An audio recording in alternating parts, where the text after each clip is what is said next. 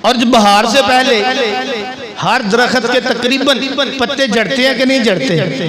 ایسے ہی لگتا ہے جیسے سوکھے ہیں،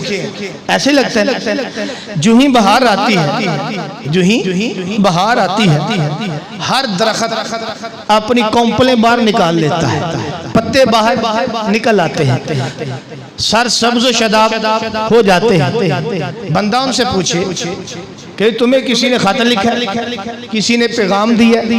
وہ کہتے ہیں نہیں، ہمیں کسی نے خط نہیں لکھا، ہمیں کسی نے پیغام نہیں دیا، بلکہ ہمیں پتہ چل گیا کہ موسم بہار آ گیا۔ کیوں؟ اس لیے کہ ہر ایک نے کونپلیں نکال لی ہے، تو اس سے پتہ چلتا ہے کہ موسم بہار آ گیا ہے۔ اور ہمارا تعلق ابھی زمین کے ساتھ جڑا ہوا ہے، اور جس کا تعلق زمین کے ساتھ جڑا ہوا ہوگا وہ اس زمین کا شکریہ ادا کرنے کے لیے اپنے اوپر ہریالی ضرور لائے گا۔ یعنی زمین کے اوپر ایک بندہ کھڑا ہے، پورا درخت کھڑا وزن ڈال کے، اور ویسے ہی سوکھا کھڑا ہو تو یہ تو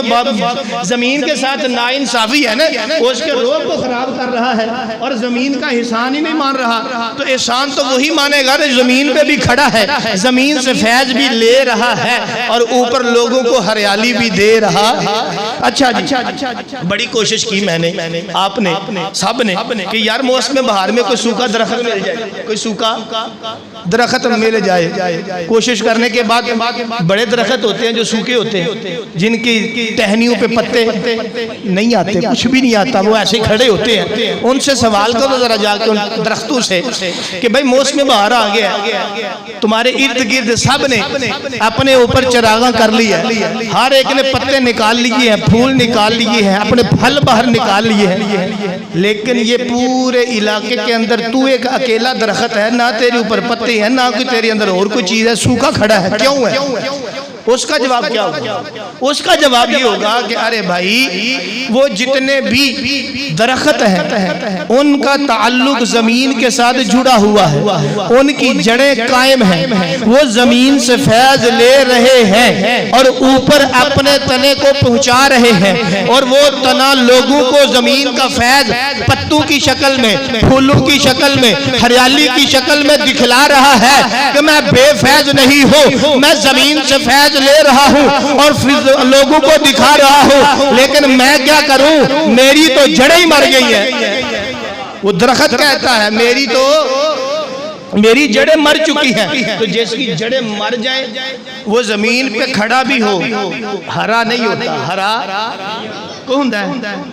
موسم بہار آئے پھر بھی سوکھا ہے، موسم خزاں آئے پھر بھی سوکھا ہے، کوئی بھی موسم آ جائے وہ سوکھا کھڑا ہے۔ جواب اس کا یہی ہے کہ ارے میں کیا کروں، میری تو جڑیں ہی خشک ہو گئی ہے، اب میرا تعلق زمین کے ساتھ نہیں رہا، میں تو ویسے ہی کھڑا ہوں، زمین سے میں کوئی فیض حاصل نہیں کر رہا۔ موسم بہار ان کے لیے ہے جن کا تعلق زمین کے ساتھ ہے۔ اسی طرح عزیزان من، یہ ربیع الاول کا مہینہ آتا ہے، یہ صبح بہار آتی ہے، لوگ جگمگا اٹھتے ہیں، سنیوں کے چہرے بھی جگمگا اٹھے، سنیوں کے سینے بھی جگمگا اٹھے، سنیوں کی مسجدیں بھی جگمگا اٹھی، سنیوں کے گھر بھی جگمگا اٹھے۔ میں نے سوال کیا ارے نادانو تم یہ کیا کر رہے ہو، تمہیں کیا ہوا ہے؟ تمہاری مسجدیں بھی جگمگا رہی ہیں، تمہارے چہرے بھی جگمگا رہے ہیں، تمہارے چہرے بھی روشن ہیں، کیا ہوا کہ ہر طرف تم نے چراغاں کر لیا ہے؟ اور کچھ ایسے گھر بھی موجود ہیں جن کے گھر میں افسوس ہے،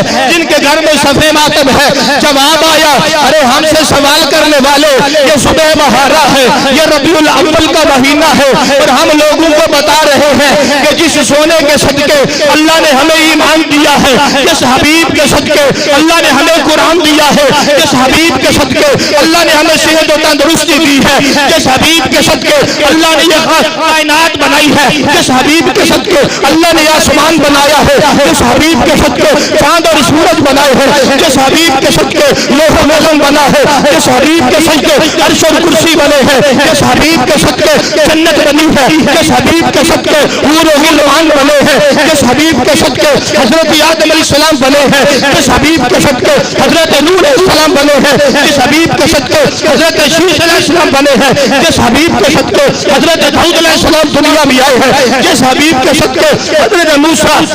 حضرت ابراہیم، حضرت خلیل، حضرت عیسیٰ الغرض 1,24,000 کم و بیش انبیاء جس نبی کے صدقے آئے ہیں، جس نبی کے صدقے ان کو نبوتیں ملی ہیں، جس نبی کے صدقے ان کو رسالتیں ملی ہیں، ارے ہم لوگوں کو بتلانا چاہتے ہیں کہ وہ نبی مرا نہیں ہے، وہ نبی دنیا سے نہیں گیا، بظاہر وصال فرمایا ہے، لیکن تعلق آج بھی غلاموں کے ساتھ جڑا ہوا ہے، اور ہم بتلانا